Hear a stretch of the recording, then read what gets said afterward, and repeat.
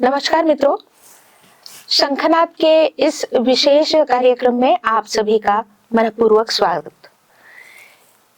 इस कार्यक्रम को किसी विशिष्ट उद्देश्य से हमने बनाया है। अभी जल्द ही हम कुंभ मेला जैसे महान पर्व के आयोजन के बारे में जानकारी लेकर आपके सामने आए हैं और इस जानकारी को आपके साथ साझा करते हुए हमें बड़ी ही खुशी हो रही है, आनंद की अनुभूति हो रही है। हमेशा की तरह मैं डॉक्टर रमा गोलवलकर और मेरे साथ है डॉक्टर आनंद सहस्रबुद्धे। डॉक्टर आनंद सहस्रबुद्धे ये न केवल ऑर्गेनिक केमिस्ट्री में डॉक्टरेट है, लेकिन उनकी और एक खूबी है, वो यानी ज्योतिष शास्त्र।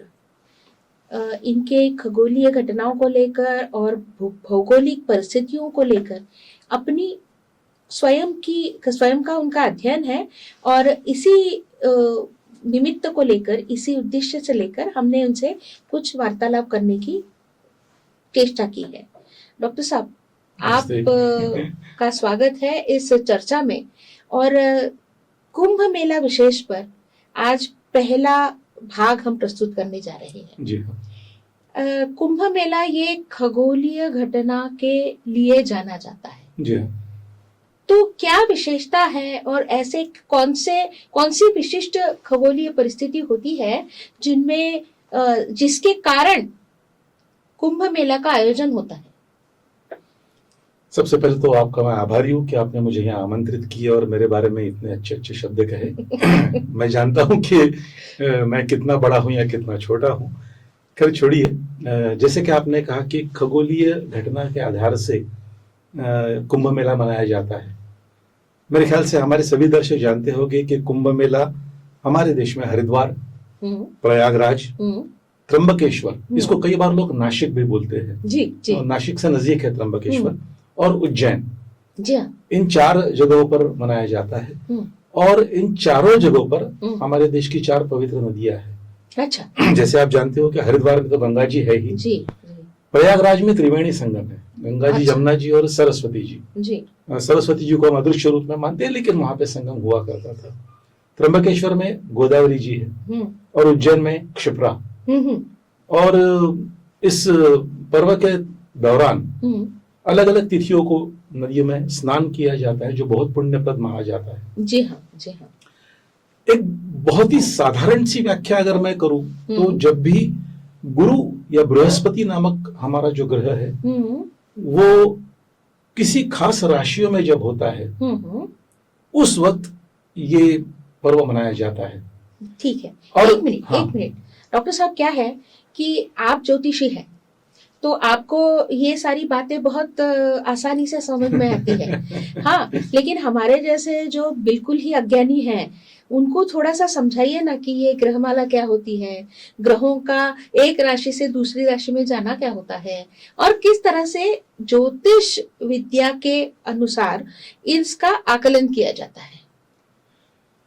आपने बहुत ही छोटा सवाल ऐसे पूछा है जिसका जवाब काफी बड़ा हो जाएगा।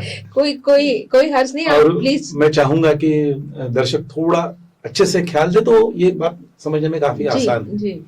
मेरे ख्याल से आजकल ज्ञान का प्रस्फोट इतना ज्यादा हुआ है कि सूर्यमाला क्या है ये हर कोई जानता है। फिर भी एक बार हम हाँ जी हाँ, मैं आ रहा हूं उसके ऊपर।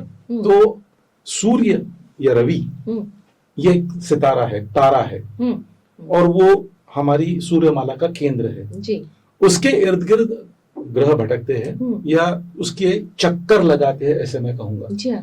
तो सबसे पहला आता है बुध, फिर आता है शुक्र, फिर है हमारी पृथ्वी, फिर मंगल, फिर बाद में गुरु, शनि और चंद्रमा भी है जो सूरज के चक्कर, पृथ्वी के चक्कर लगाने के कारण करता है। वैसे चंद्रमा सूर्य के चक्कर नहीं लगाता है, उसके इर्द गिर्द नहीं घूमता है, वो पृथ्वी के इर्द गिर्द घूमता है। और 2 ग्रह जो हमारे नवग्रह में हैं उनके नाम है राहु और केतु। अब बाकी जैसे ग्रह हमको दिख सकते हैं नंगी आंखों से या दूरबीन से, उस तरह से राहु और केतु कभी दिखाई नहीं देते जी। या उनको हम छाया ग्रह ऐसे कहते हैं। जी। अब ये छाया ग्रह क्या चीज है? तो ऐसा है कि आप थोड़ी कल्पना कीजिए कि यहाँ सूर्य है और धरती उसके इर्द गिर्द चक्कर लगा रही है, तो ये धरती का मार्ग जो है वो कक्षा कही जाती है। और अगर ये धरती है तो इसके इर्द गिर्द चंद्रमा चक्कर लगा रहा है। अब ये चंद्रमा का जो मार्ग है वो पृथ्वी के सामने की ओर एक बार काटता है और पीछे की ओर एक बार काटता है। तो जो सामने वाला नोड है या छेदन बिंदु है, इसको हम राहु कहते हैं, और जो पीछे वाला नोड है उसको हम केतु कहते हैं। अगर मैं सही समझ रही हूँ तो पृथ्वी की सूर्य के इर्द गिर्द घूमने की जो कक्षा है, जी हाँ, उसे चंद्रमा जहाँ पे सामने की तरफ छेदता है, हाँ, उसको राहु बोलते हैं, हाँ, और पीछे की तरफ जो छेदता है उसको केतु बोलते हैं। जी हाँ, बिल्कुल सही। लेकिन अब सर थोड़ा सा मुझे आपको रोकना यहाँ पे है कि आप आधुनिक खगोल शास्त्र के अनुसार जिसे हम ग्रह और तारा कहते हैं, जी हाँ, उस हिसाब से हमारे पुराणों में और उससे भी अगर पीछे जाए तो वेदों में ग्रह इस शब्द की व्याख्या कुछ अलग की है, कुछ भिन्न की है। जो आकाश में विचरने वाले किसी भी वस्तु को, किसी भी पिंड को ग्रह कहने की हमारे पूर्वजों में प्रथा थी। अब हम अपनी सहूलियत के लिए आधुनिक खगोल शास्त्र में जो स्वयं प्रकाशित है उनको तारा कहते हैं, और जो पर प्रकाशित है उसको ग्रह कहते हैं। तो ये जो हमारे आधुनिक खगोल शास्त्र की जो व्याख्या है उसको हमने ध्यान में न रखते हुए हमारे पूर्वजों ने जो व्याख्या की है उस हिसाब से हमको इस पूरी खगोलीय घटना को देखना है। जी मैं बराबर? जी आप बिल्कुल सही जा रही हो। तो अभी सर मैं आपसे दूसरा प्रश्न ये पूछ रही हूँ कि यह जो खगोलीय घटना है ये पृथ्वी के परिप्रेक्ष्य में है। बिल्कुल सही। तो ये थोड़ा सा समझाइए। जी हाँ, जैसे कि अगर आप किसी भी ज्योतिष्य के पास जाओगे किसी काम से या कोई किताब पढ़ोगे तो आपको ग्रहों के नाम में सबसे पहला नाम रवि का या सूरज का दिखेगा। जी हाँ। और पढ़ने वाला यही पे चकित हो जाता है कि वो तो तारा है, तो उसको हम ग्रह कैसा कहें। जी जी। अब दूसरी बात ऐसी कि जो सूर्य के इर्द गिर्द घूमते हैं वो ग्रह है। जी हाँ, जी तो फिर चंद्रमा ग्रह कैसे है? जी। और जो हमको आंखों को दिखाई ही नहीं देते जी, वो राहु और केतु, वो ग्रह कैसे? हाँ, हाँ। तो बात ऐसी है कि आप जानती हो कि किसी भी परिवार में पत्नी को गृह लक्ष्मी कहा जाता है। जी हाँ। या आजकल के लोग उसको होम मिनिस्टर कहते हैं। जी हाँ। तो वो कौन सा पोर्टफोलियो संभालती है? हाँ, हाँ। या वो कहाँ देवी बन के कमल में खड़ी है? तो जो हम एक घर का विचार करते हैं उसके अंदर के हमारे अपने नियम है, उसके हमारे अपने शब्द है। ठीक उसी तरह से ज्योतिष शास्त्र के अपने नियम है। पूरी दुनिया जानती है कि सूर्य केंद्र में है और सब लोग घूम रहे हैं, लेकिन जब हम पृथ्वी पे खड़े हैं तो हम ये नहीं कहते कि सूरज स्थिर है, हम कहते कि सूरज भी घूम रहा है, क्योंकि वो हमको दिखता है कि घूम रहा है। एक शब्द जो अभी इतना तक मैंने इस्तेमाल नहीं किया, मैं अब करूंगा, नक्षत्र। नक्षत्र जो हिलते नहीं है और जो ग्रह जो हिलते हैं। तो अगर आप धरती पे खड़े रह के इन ग्रहों को देखोगे तो आज वो जहां है वो वहां कल नहीं होता। बराबर है। सूरज तो आपको हर दिन इधर से उधर जाते हुए दिखता है, चंद्रमा इधर उधर जाते हुए दिखता है, लेकिन वो सिर्फ गोल घूम रहा है या इधर उधर नहीं जा रहा है। उसके कुछ जगह है उनमें से वो घूमते घूमते जा रहा है, जिसको हम कहते हैं राशियां। तो अगर हम उर्दू में कहे तो हम ये कह सकते हैं क्या कि ये मंजिल दर मंजिल, कूच दर कूच, हर एक मंजिल को पार करते हुए वो गोल गोल चक्कर काटते हैं। हाँ, आप ऐसा कह सकते हो। अब बात ऐसी है कि अगर हम फिजिक्स की तरफ देखते हैं तो छोटी सी बात ऐसी कि जब हम दोनों मानो ट्रेन में सफर कर रहे हैं तो हमको पेड़ पौधे पीछे पीछे जाते दिखते हैं, लोग पीछे दिखते, लेकिन मुझे आप पीछे जाते हुए नहीं दिखाई देती। हाँ, हाँ। या मैं आपके हिसाब से पीछे, हम दोनों साथ साथ, ऐसा कैसे हो गया? तो इसको कहते हैं फ्रेम ऑफ रेफरेंस। जी। तो किसी भी चीज का हिलना डुलना हम किसी के परिप्रेक्ष्य में देखते हैं। जी जी। नौका नदी में से जा रही है, हमको दिखती है कि नौका जा रही है, लेकिन जो नौका में बैठे वो सोचते कि ये लोग पीछे जा रहे हैं। दोनों का अपना अपना नजरिया है। अब सूर्य है, उसके इर्द गिर्द ग्रह है, और इसके बाहर जो तारा मंडल है पूरा वो नक्षत्रों का है, 27 नक्षत्रों का बना है। Oh my God. और इन 27 नक्षत्रों को हमने 12 हिस्सों में बांट दिया है जिन्हें हम राशि कहते हैं। अच्छा। अब कल्पना कीजिए कि मैं यहां खड़ा हूं और धरती तो घूमते जा रही है, ग्रह भी घूमते जा रहे हैं, इसके पीछे जो नक्षत्रों का पटल है वो नहीं घूम रहा है, अतः मेरे को ग्रह आगे आगे खिसकते हुए या पीछे पीछे खिसकते हुए नजर आते हैं। इसको हम कहते हैं कि ग्रह जो है वो अलग अलग राशियों में से घूमते जा रहे हैं। और उन राशियों को राशियों के अंदर नक्षत्रों का की योजना है। 3.25 नक्षत्र मिलके एक राशि बनती है। अब थोड़ी कुंभ मेले से हटके कुछ जानकारी दे दूं। साधारण सभी दर्शकों को अपनी राशि मालूम होती है कि ये मेरी राशि है, और कई बार अंग्रेजी वृत्तपत्रों में जो भविष्य छापा जाता है उसमें लिखा है एरिस 18 अप्रैल टू 7, ऐसा कुछ होता है, मेरे को एग्जैक्ट तारीख याद नहीं है। तो लोगों को बड़ा अच्छा लगता है कि भैया यहाँ पे तो सिर्फ डेट ऑफ बर्थ के अनुसार दे दिया गया है, लेकिन हमारे कुंडली से तो बिल्कुल मेल नहीं खाता। जैसे मैं खुद की बात करूं तो मेरी जन्मतिथि अनुसार अगर मैं अंग्रेजी भविष्य देखता हूं तो मेरी एरिस या मेष राशि आती है, लेकिन मेरी कुंडली में मेरी राशि कन्या लिखी है।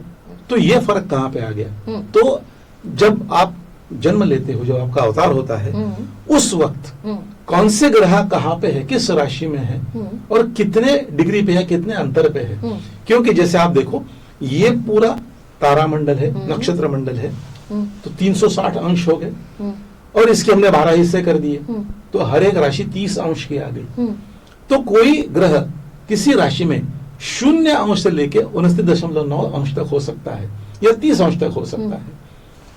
तो वो ग्रह किस जगह पे, ये हमको बताना पड़ता है कि कन्या राशि में 27 डिग्री पे, मेष राशि पे 12 डिग्री पे कितना है। हम सिर्फ मेष राशि में इतना बोल के नहीं रुकते, वो कितना आगे है या कितना पीछे है ये भी हम उसमें बताते हैं। अब किसी का जब पैदाइश होती है उस वक्त चंद्रमा जिस राशि में है वो उसकी चंद्र राशि होती है जो कुंडली में लिखी होती है, और उस वक्त सूर्य देवता जिस राशि में होते हैं वो उसका सन साइन या सूर्य राशि होती है।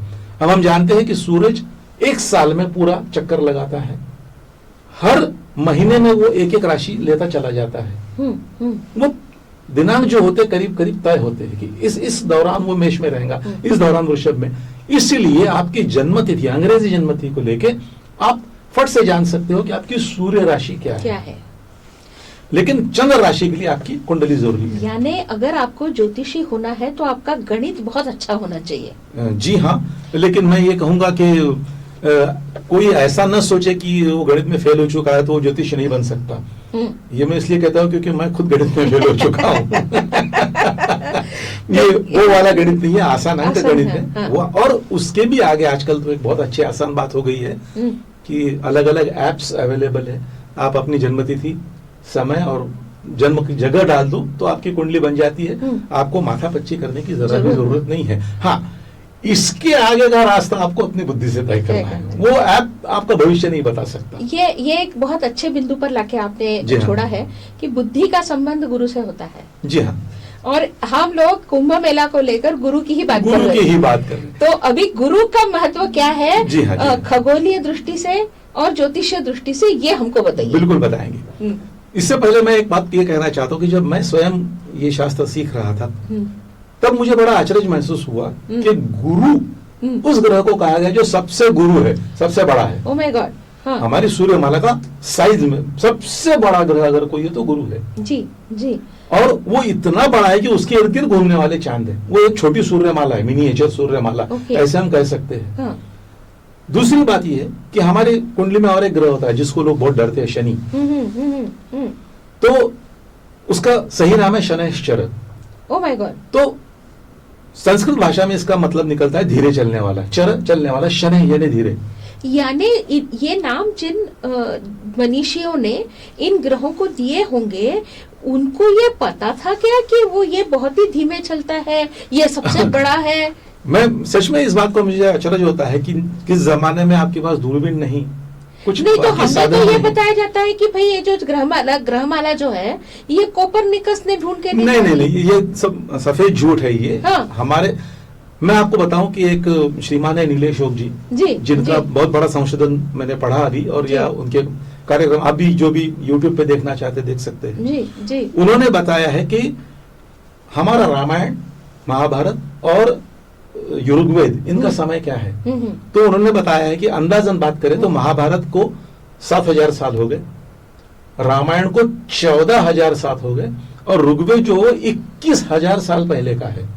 यानी हमारी संस्कृति ये छोटा मोटा अगर हिसाब लगा ले तो 21,000 वर्ष पुरानी तो है ही। अब ये उन्होंने कहां से ढूंढा? ये किसान, ये कहां से ढूंढा? तो बात ऐसी है कि हम बोलते हैं कि हमने यहाँ पे गड्ढा खोदा, उसमें से पॉटरी मिली, कुछ कॉइन्स मिले, तो ये इस जमाने का उस जमाने का होगा। तो महाभारत का, रामायण का 21,000 साल पुराना, ऋग्वेद का तो कुछ मिलने वाला है नहीं। जी। कुछ स्थान है जिनके नाम है, लेकिन अब जैसे नागपुर नाम के काफी सारे शहर है। हमारे यहाँ पे अयोध्या है, तो उधर कंबोडिया या कहीं पे भी अयुत्थिया नाम का एक शहर है। तो सच क्या झूठ क्या? नीलेश योग जी ने उन ग्रंथों में जो ग्रहों की और नक्षत्रों की स्थिति बताई है, उसका अभ्यास करके इसका चयन किया है कि यह घटना हुई तब कौन सा साल चल रहा था। अब जिस किसी ग्रंथकार ने वो लिखा, उसने वो ग्रह स्थिति कैसे लिखी? क्योंकि उसको वो ज्ञात थी, उसको वो पढ़ चुका था। अगर आज मैं लिखना कुछ शुरू करूं, इसको एक बहुत अच्छा शब्द है सर, आकाश वाचन। हाँ, बिल्कुल। कि आप आकाश को पढ़ते हो और उसको पढ़ने के बाद आप उसको लिख के रखते हो कि भाई आज यहाँ पे मुझे ये दिखा, ये ग्रह, ये चांद, ये सितारा यहाँ पे था, और वो लिख के रखना। यानी इनको कितना, यानी इनकी दृष्टि का भी बहुत बड़ा योगदान है, और समझ का तो है ही। अब थोड़ा सा और विषयांतर करके मैं ये बताऊंगा कि अगर आपके घर में आप कोई पूजा करते हो, तो जो गुरुजी आते हैं वो भरतखंडे, दक्षिणावर्ते, ये साल, ये संवत, ये तिथि, ये वासर, ये पूरा बताते हैं। आजकल एक बात चली है कि अगर आपको कुछ, आपने कहीं प्रोग्राम किया कॉलेज में या कहीं, उसकी फोटो निकाल के आप नेट पर डालते हो, प्रूफ कि ये हुआ। तो हो सकता है वो पिछले साल का भी हो सकता है कि आप बता रहे नागपुर में वो प्रोग्राम हो गया, बंबई में वहां से फोटो। तो ऐसा वो कैमरे को इतना सेंस होता है कि वो अक्षवृत्त, रेखावृत्त, लैटिट्यूड को लेके रियल टाइम क्या है वो उसके ऊपर प्रिंट करके दे देता है। बहुत बढ़िया। तो ये हम बोलते हैं आधुनिक नहीं है, हमारा है। हाँ। जब कुछ हो रहा है, घटना हो रही है, तो वो कहाँ पे हो रही है? भरतखंड में हो रही है, जम्बूद्वीप में हो रही है, चैत्र मास में है, शुद्ध पक्ष या शुक्ल पक्ष में, ये तिथि में है, इस वक्त क्या वार है, ये सारी बातें लिख के तब कहीं जाके हम अगला कदम रखेंगे कि हमें क्या करना है या क्या नहीं करना है। तो ये अगर मैं अंग्रेजी में बात करना चाहूँ तो वो we are very specific about our time and space. बिल्कुल, ये हमारे पास पूरी जानकारी और उसी के साथ हम काम करते हैं। तो अब हम वापस आते हैं सर, एक बार हमारे कुंभ मेले की तरफ आते हैं। एक और, लेकिन उससे पहले मैं ये जानना चाहती, गुरु ग्रह जो है, मैंने सुना है कि वो पूरी तरह से वायु का बना हुआ है। जी हाँ। और मैंने कहीं पढ़ा भी था कि जिसके कुंडली में गुरु ग्रह प्रबल होता है उसकी वात प्रकृति होती है और वो आपको हमेशा मोटा ही दिखेगा। तो अब देखिए ये किस तरह से यथा पिंडे तथा ब्रह्मांडे, ये जो हमारे संस्कृत में कहा गया है उसका ये मूर्तिमंत उदाहरण है। क्या मेरी जानकारी सही है सर? बिल्कुल। हाँ, तो अभी गुरु ग्रह के बारे में और हम कुंभ मेला के बारे में बात करेंगे। जी हाँ। अब गुरु ग्रह के बारे में वो कहा गया है कि वो देवताओं का गुरु है, शुक्र या राक्षसों का गुरु है। अच्छा। असुरों का गुरु है। अच्छा। और गुरु जो है वो देवताओं का गुरु है जी। इसलिए उसे बहुत शुभ माना जाता है। हाँ। वो कुंडली में अगर कहीं पे भी है तो उस ग्रह में, हमारी कुंडली जो होती है 12 ग्रहों की है ना, 12 राशियों की जगह की होती है, उसमें जहां पे भी वो होता है और वो जहां देखता है, हम उसको दृष्टि कहते हैं, उन सभी स्थानों में कुछ अच्छा होता है। जो जहां होता है वहां थोड़ी कमी होती है, लेकिन जहां उसकी दृष्टि जाती है वहां पे बहुत अच्छा होता है। वैसे गुरु के बारे में आपको मैं ये बता दूं, अभी हमने देखा है कि मीटियोर शावर होता है, उल्का पिंड आते हैं। जी, अभी होने वाला है। अभी होने वाला है। तो इसमें की कुछ उल्काएं तो ऐसी होती है कि जो शायद धरती को नहस-नहस कर दे। एक थ्योरी ऐसी कि डायनासोर नष्ट क्यों हुए, क्योंकि एक बहुत बड़ा उल्का पिंड आके गिरा था।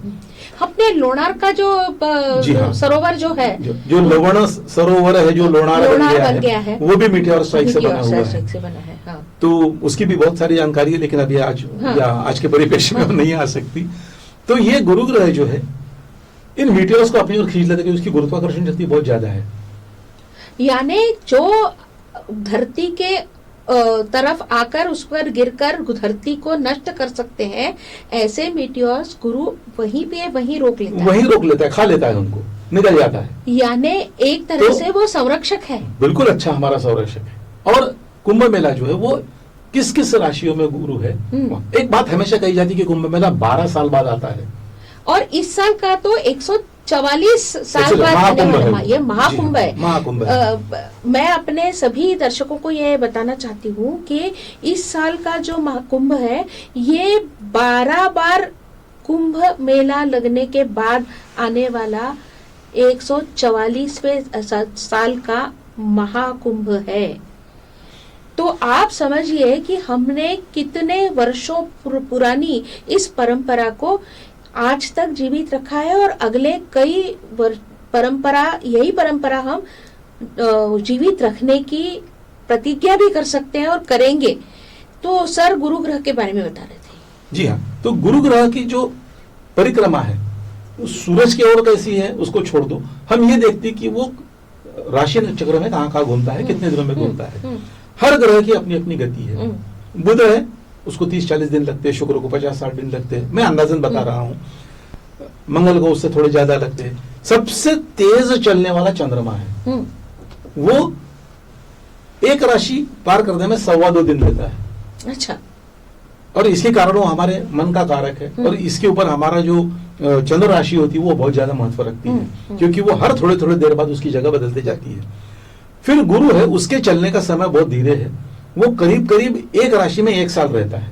अच्छा। पूरा चक्कर लगाने के लिए उसे 11 साल 28 दिन या ऐसा कुछ लगता है, शायद 28 दिन 88 दिन या 28 ऐसा कुछ, फिलहाल मेरे को याद नहीं आ रहा है। तो वो करीब 1 साल एक राशि में रहता है। तो अतः हम ये कहते हैं कि जब गुरु कुंभ राशि में होता है तो हरिद्वार में कुंभ मेला लगता है। तो आज अगर मानो हरिद्वार में कुंभ मेला लग रहा है तो गुरु पूरे 12 राशि घूम के फिर से कुंभ में आएगा, तब उसमें 12 साल हो जाएंगे, तब हरिद्वार में कुंभ मेला होगा। जब गुरु वृषभ राशि में है तो प्रयागराज में कुंभ मेला होगा। एक बार वृषभ से निकल के फिर गोल घूम के जब वो आएगा 12 राशियों के बाद, 12 सालों के बाद, तब फिर एक बार प्रयागराज में कुंभ मेला होगा। इस तरह से हम उसे 12-12 सालों के बाद देखते हैं, क्योंकि वो गुरु की घूमने की गति है, वो इतने धीरे धीरे चलता है। और उसी तरह से जब वो सिंह राशि में होता है तब 2 अलग अलग जगह पे कुंभ मेला मनाया जाता है। एक तो त्र्यंबकेश्वर में या फिर उज्जैन में। तो आप कहोगे कि फिर ये झगड़ा कैसे सुलझ जाए कि अभी तो सिंह राशि में है, तो उसका जवाब थोड़ा अजीब है। इसमें अब हम सूर्य ग्रह का भी विचार करते हैं। जब सूर्य और चंद्रमा दोनों कर्क राशि में होते हैं और गुरु सिंह राशि में होता है, तब त्र्यंबकेश्वर में होगा कुंभ मेला मनाया जाता है। लेकिन जब सिंह राशि में सूर्य, चंद्र और गुरु तीनों होते हैं तब वो उज्जैन में होता है। अच्छा, यानी देखिए कि ये पूरी जो परिस्थिति है वो उत्पन्न होती है इन ग्रहों के विशिष्ट स्थान पर आने के बाद ही। जी हाँ। और इसका हमें आकलन कई वर्षों पहले ही था। कहा जाता है कि एक कुछ वर्ष पूर्व अर्धकुंभ हुआ था प्रयागराज में। जी हाँ। और पूरा जो प्रशासन है वो महाकुंभ की तैयारी उन्होंने अर्धकुंभ के दौरान ही कर ली थी। जी हाँ। तो अभी बहुत आसानी से वो सभी लोगों का स्वागत करने के लिए उत्सुक है। और मैं चाहती हूँ कि हमारे इस जीवन काल में इस तरह का महाकुंभ अनुभव करते आना, यह हमारे लिए एक बहुत बड़ी बात है। तो सभी दर्शकों से निवेदन है कि वो इस महाकुंभ के आयोजन में अपना सहयोग दे, सहभाग करे, क्योंकि ये विश्व का सबसे बड़ा आयोजन है। इसकी परंपरा ही इतनी लंबी चौड़ी है, इतने सहस्रकों की है कि उसको जानने के लिए ये अकेला भाग जो है वो पर्याप्त नहीं होगा। तो हम अगले भाग में भी मिलते हैं और जान लेते हैं कि इस कुंभ के बारे में क्या क्या उसकी पार्श्वभूमि क्या है और इसके क्या क्या लाभ हैं। सर, आप कुछ बोलना चाहते थे उसके पहले? जी हाँ, मैं ये सोच रहा था कि शायद आप मुझे पूछोगे कि कुंभ मेले का समय इन ग्रहों की स्थितियों पे क्या है। हाँ। तो ऐसा है कि हमारे जितने भी त्योहार हैं वो हमारे इतिहास के मेमोयर से उनको हमने याद रखा है। जी। जैसे विजयादशमी को महिषासुर का वध हो गया, नरक चतुर्थी को नरकासुर का वध हुआ। इस तरह से हर त्योहार की कुछ ग्रह स्थिति है, वो उसी तिथि को मनाया जाता है। तो ये कुंभ मेला जो है वो उसकी शायद बात आप मुझे ज्यादा अच्छे से समझाओगे कि वो जहाँ 4 जगह पे अमृत कुंभ रखा गया था, वो जिस दिन को रखा गया था उसकी जो ग्रह स्थिति थी, तब गुरु कहाँ था, तब सूर्य कहाँ था, तब चंद्रमा कहाँ था, ये विचार में रखते हुए, इसको मद्देनजर रखते हुए वहां के कुंभ मेलों का आयोजन होता है। जी जी। तो एक छोटी सी बात जो मैं कहना चाहता था मैंने कह दी। बहुत बहुत आभार आपका कि आप यहाँ पे पधारे, मुझे बुलाया और हमें इतनी सारी खगोलीय और ज्योतिषीय जानकारी दी। और मैं सभी दर्शकों से विनती करती हूँ कि इसी का दूसरा भाग हम जल्द ही आपके सामने प्रस्तुत करने जा रहे हैं। तो इसे तो देखिए ही, इसको वायरल भी कीजिए और अपने सारे जितने पहचान वाले हैं उन लोगों के साथ इसको साझा भी कीजिए। और दूसरा जो भाग है उसे भी इसी तरह से, इसी उत्सुकता के साथ देखिए। तब तक के लिए आप सभी का आभार, धन्यवाद। धन्यवाद।